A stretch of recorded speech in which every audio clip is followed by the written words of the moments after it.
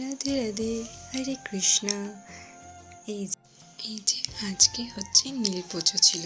তো এবার এটা নীল পুজোটা তো শুধু মায়েরাই করে।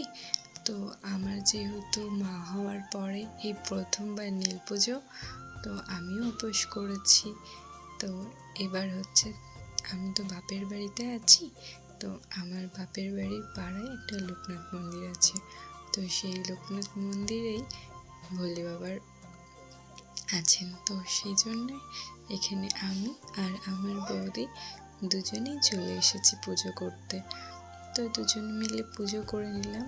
আর এই যে সেই লোকনাথ বাবা, যেখানে আমরা আগে তো বিয়ের আগে তো জল ঢালতাম প্রত্যেক বৈশাখ মাসে এখানে বাৎসরিক পুজো হয়।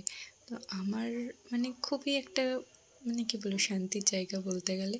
আমার খুব ভালো লাগে এই লোকনাথ মন্দিরে যেতে। আর এই যে বড় যেখানে ঠাকুরটা আছে, তো সেখানটাই হচ্ছে গেটটা বন্ধ করে দেওয়া হয়েছিল, যেহেতু অনেকটা দেরি হয়ে গেছিলো। তো সেই জন্য পুজোর শেষে ওইখানে আমি প্রণাম করে আমি আর বৌদি চলে আসলাম। এই দেখো, মন্দিরটা কিন্তু খুব ভালো।